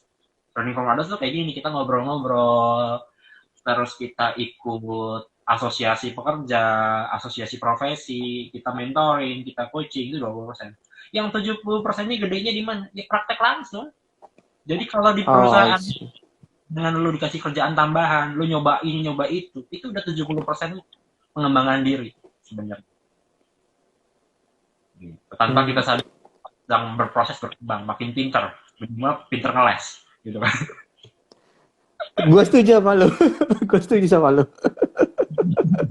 Pinter ngeles. Narik lagi sih, kalau mau resign, mau keluar itu adalah salah satu bentuk pilihan untuk salah satunya bisa jadi untuk mengembangkan diri gitu, bukan cuma untuk nyari gaji. Nah, terus tadi kayak praktek kamu bilang tadi 70% itu karena praktek langsung harus coba ini itu. Nah, tapi kan ada beberapa perusahaan tuh yang melarang. Melarang mencoba A, melarang mencoba B. Contoh misalnya aku tiba-tiba di dalam satu perusahaan kedatangan satu alat baru. Nah, aku mau nyobain alat ini nih, biar aku tahu cara menggunakan alat ini bagaimana dan sebagainya. Tapi kan biasanya dari manajer melarang karena anggapnya kan, lah kita kan masih orang orang apa ya, orang kemarin sore yang belum bisa menggunakan itu gitu loh. Nanti dulu gitu loh. Nah, itu gimana tuh? Kadang-kadang user Nanti yang melarang malah. ya nanti dulu kan bukan berarti nggak boleh gitu kan. Iya. Itu kan juga harus lihat-lihat kan, harus mengukur risiko. kalau itu alat baru, dia baru investasi, belum ada mentornya yang untuk ngajarin, nyoba-nyoba sendiri, ntar rusak juga kan bisa jadi masalah. Nah, nyoba-nyoba di sini Hmm. harus tahu batasan-batasannya, yang kira-kira minim risikonya terhadap perusahaan, yang kira-kira bisa implementasinya tidak buru-buru, tidak mendesak. Gitu. Kalau implementasinya mendesak kita coba-coba, ternyata salah, udah buang waktu kan gitu ya. Gitu. Yang mendesak, yang memang sudah jelas prosedurnya, pakai saja yang sudah ada. Kalau misalnya waktunya masih panjang, kita bisa mencoba untuk sesuatu yang misalnya supaya lebih efektif, ya udah nggak apa-apa sih. Kayak tadi sebelum sebelum kita live sebenarnya. Dari tadi malam gue lagi mempersiapkan sesuatu. Gue nyoba-nyoba untuk untuk hal-hal yang gue estimasi akan terjadi risikonya. Jadi Hmm. dari terus bener aja sebelum naik, dan gue ada yang kontak, mas yang ini nggak bisa jadi error, ya udah coba pakai yang ini. Kalau pakai ini kayaknya udah biar. Ya sampai sekarang belum ada keluhan. Jadi nyoba-nyoba itu juga kita harus lihat gitu ya. Ininya di mana, lorongnya, apa, layarnya di mana gitu, lasernya di mana. Oke, Eh, oke. gue juga nggak pernah tuh nyobain dulu waktu gue asli praktek, gue nggak pernah nyoba sendiri mesin laser. I see. Ini apa? Mungkin pertanyaan terakhir ya karena tinggal waktunya 10 menit. Kalau yang masih mau nanya tetap silakan terakhir diketik di IG Live ya. Nah, eh, menurut kamu dari segala profesi sekarang dengan kondisi pandemi, nanti setelah pandemi. Nah, ini pertanyaan ini setelah pandemi ya. Kira-kira tantangan baru apa sih di dunia baru nanti untuk kita semua? Yang mungkin para S1, mungkin para S2, dan mungkin yang cuma lulusan SMA. Kira-kira tantangannya apa sih ke depan? Dan skill apa yang perlu kita upgrade di diri kita? Skill yang harus kita update setidaknya adalah adaptability. Oke. Adaptability. Karena abis ini pandemi tidak bukan akan hitam putih gitu. Misalnya ini pandeminya belum hilang 100% gitu, belum tentu juga. Nah, ini yang harus dipahami, dan bisa jadi atasan kita bakal, kalau yang sekarang WFH gitu ya, atasan kita bakal bilang, bakal tanya sama kita, kalau kemarin pas WFH bisa gitu, kenapa sekarang harus harus ini, kemarin tanpa karyawan yang sebanyak ini kita bisa, kenapa kita harus rekrut lagi, dan segala macamnya. Betul. Nah, banyak pertanyaan-pertanyaan yang kemarin bisa sekarang nggak bisa. Nah, itu yang juga kita harus siap-siap. Lalu teknologi safety, kaptek banget nih, ternyata gue ada yang namanya teknologi bernama Trello. Gue baru tahu. Kalau nggak ada corona, kalau nggak ada WFH, gue nggak tahu itu Trello apaan gitu ya. Lumayan, jadi gue sekarang jadi tahu. Nah, kita harus tetap ngikutin terus perubahan ini, dan ya udah, itu sih, jangan jangan Oh, ragu mencoba baru. berarti Oke. berarti lowongan bakal semakin kecil ya, lowongan kerja bakal semakin kecil. Karena tantangan kita akan lawan-lawan orang yang berskill semua ya. Lowongannya banyak, Nah, cuman kemampuan kita belum tentu setara dengan orang-orang yang tadi lu bilang saingannya kita lah. Gitu, hmm, gitu sih. Ini I see, I see. waktu waktu kayak begini, manfaatin aja untuk mengembangkan diri. Jadi waktu nanti coronanya benar-benar kelar, ya kita udah bisa saingan dengan lebih ini. Kan nggak enak kalau ditanya pakai yang tadi. Selama corona kamu ngapain aja? Apa yang kamu lakukan selama corona? Rebahan, Bu. Apa gitu kan? Iya, betul, betul, betul, betul. Saya nonton IG live-nya Kincai dan segala macam. Gitu. Apa yang kamu dapat dari IG live? Nah, bisa cerita. Iya, Gitu. iya, iya. Nice, nice. Ini gue dapat banyak sih bro. Thank you loh bro. Gue dapat banyak ini beneran. Karena gue jarang banget di dunia HR kan. Thank you banget loh. Lagi apa? Udah. Nanti sesekali kita akan live lagi ya. Kita ngomongin hal yang berbeda lagi. Mungkin lebih detail kali ya. Gitu. Ini waktunya udah habis, Pak. Ini waktunya udah habis sih. Udah ya paling tinggal sekitar 10 menitan lah. Udah buat apa juga 10 menit kita bahas pertanyaan kan gak enak juga ya. Ya, intinya tadi kita udah bahas banyak gitu ya. Kita udah banyak bahas soal training, kita bahas soal apa cara ngelamar kerja gitu ya, CV dan kawan-kawan termasuk juga Sorry, perusahaan yang ada satu yang belum terjawab. Kalau apa owner itu? budaya perusahaan apa imbasnya? Oh ya, monggo. Nah, gini gue jawab singkat aja ya. Budaya Singkat perusahaan itu aja. budaya perusahaan itu akan tetap terbangun dengan atau tidaknya dibangun. Nah, bingung nggak?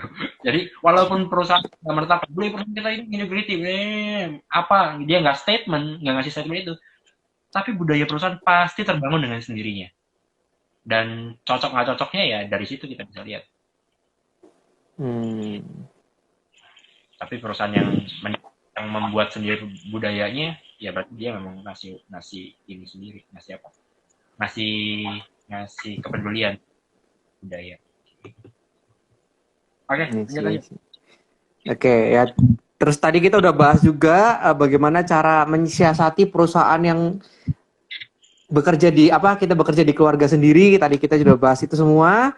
Ya, jadi hari ini menurutku sih sudah cukup ya Pak. Terima kasih Bapak Eka, Bro Eka, terima kasih. Ya, nanti minggu depan, guys yang nonton, minggu depan kita akan bahas bagaimana startup. Kita akan memulai startup pertama kali sebagai karyawan, sebagai owner, sebagai freelance, sebagai segala sesuatu profesi kita akan mulai startup sama Kobeni Budianto. Kobeni Budianto itu salah satu owner, dia ownernya konsultan lah. Jadi dia bergerak di food and beverage konsultan, tapi dia juga bergerak di sosial, di kemanusiaan gitu. Dan dia menangani 100.000 lebih perusahaan tentang food and beverage. Kira-kira gitu. Dan dia punya bank juga, Bank BPD salah satunya dia yang ownernya gitu. Jadi kita akan belajar bersama-sama. Minggu depannya itu kebetulan tidak hari Kamis, akan diubah di hari Sabtu, guys. Jam 5 sore. Gitu ya. Sudah sekian pembicaranya dengan bosnya Ihri. Gitu. Gitu ya. Ada ya dari aku sih sekian aja. Terima kasih Eka, terima kasih banyak. Terima kasih banyak. Nanti kapan-kapan kita ngobrol lagi ya. See you. Siap. Yo, thank you. Bye-bye. Yo, bye-bye.